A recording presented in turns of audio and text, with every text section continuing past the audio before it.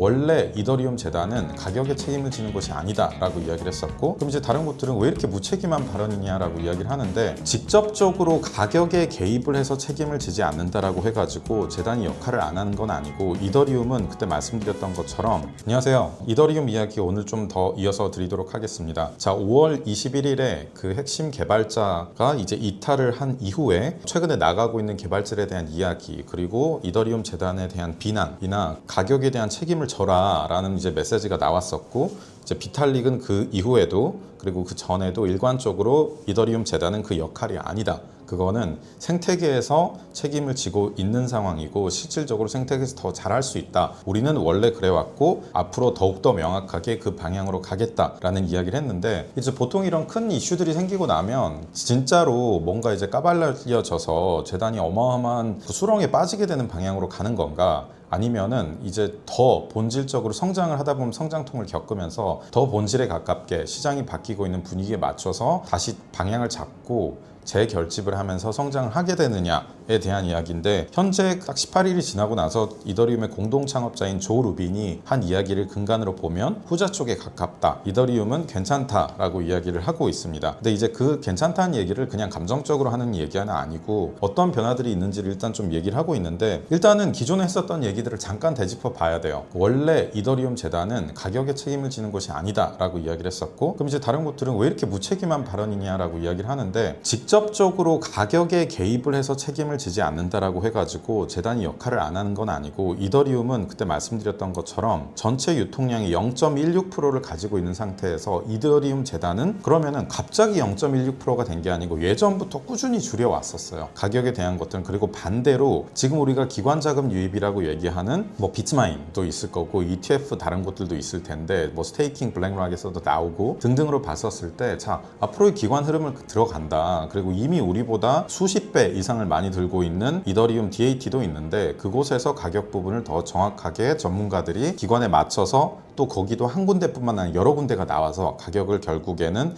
금융 관점에서 올리는 거는 그 생태계의 그 참여자들이 지분을 가지고 하는 역할이다 라고 이야기를 한 거고, 생태계 관점에서는 이런 얘기들이 있어요. 이번에 조 루빈이 한 얘기는 이더리움을 더 직접적으로 사용할 수 있는 L2들, 스테이킹 서비스나 디파이 서비스들이 나오고 있고, 연초에도 비탈릭이 얘기를 하고 그 방향성을 다시 잡았던 것처럼 이더리움 재단은 그 구조, 즉 이더리움에 더 흘러 들어올 수 있고 또 이더리움 생태계가 전체적으로 성장할 수 있는 그 핵심 중립적인 구조를 정확하게 잡고 방향이 흔들리지 않고 꾸준히 연구를 해서 가는 거를 담당을 하고 있다라고 이야기를 하고 있고, 이거는 어떤 관점으로 보시면 되냐면, 상업적으로 과학기술을 이용을 해서 돈을 벌고 있는 기업도 있고요. 다만 이제 뭐 노벨상 이런 데 보면 순수과학 쪽을 이야기를 하죠. 순수과학 쪽은 바로 상업적으로 활용이 되지는 않지만은 어떤 혁신 이나 그 업계 선두주자로서의 그 기술적인 한계점들을 계속 확장시키는 역할을 하고 있는데, 그런 관점에서 이더리움 재단은 그 이더리움이라는 스마트 컨트랙트를 만들어내고 이제 수많은 ICO의 붐을 만들어냈고, L2니 금융 솔루션, 스테이블 코인 모든 것의 근간이 되는 핵심 인프라를 만들어낸 하나의 가장 선두 인프라로서 기술적 결함이 가질 수 있는 한계, 보안성을 어떻게 극복할 건지에 대한, 어떻게 보면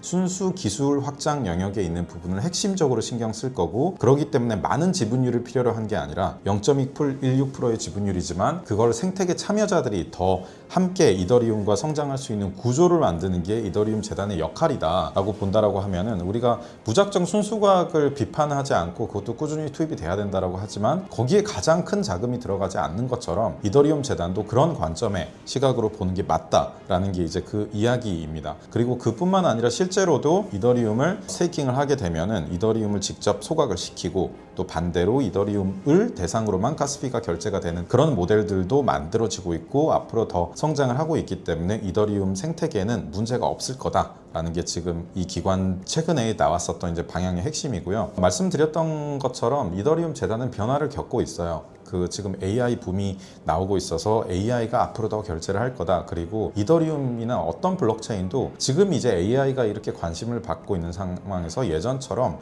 너무 쿨하다, 이게 너무 새롭다라는 형태의 어떤 초기 혁신 측면은 아니고, 이제는 익숙해져 있고 어느 정도 이제는 기관들이 도입할 정도의 안정성, 그리고 이제 대규모 대중화를 앞두고 있는 단계이기 때문에 그 자체를 보고 되게 핫하다라고 이야기를 하지는 않겠지만 꾸준한 성장성을 가지고 올 수 있는 대형 인프라 나라로서의 그 역할과 범위를 가져가고 있는 게 요즘 이더리움의 방향이고, 거기에서 이더리움 재단은 정확하게 그 역할을, 그리고 가격을 책임지기 위해서는 그 구조에서 만들어진 수많은 디파이 서비스들과 이더리움에 직접 투자를 하고 있는 수많은 펀드들, 그리고 금융 서비스들, ETF들, DAT 회사들이 그 가격에서의 더 큰 기여를 하는 구조를 만들어냈고, 이미 그렇게 가고 있다라는 측면에서 걱정을 안 해도 된다라는 게 조 루빈의 이제 골자였었습니다. 이 부분에 대해서 저는 개인적으로는 동의를 많이 하는 편이고요. 그런 측면에서 이더리움 재단이,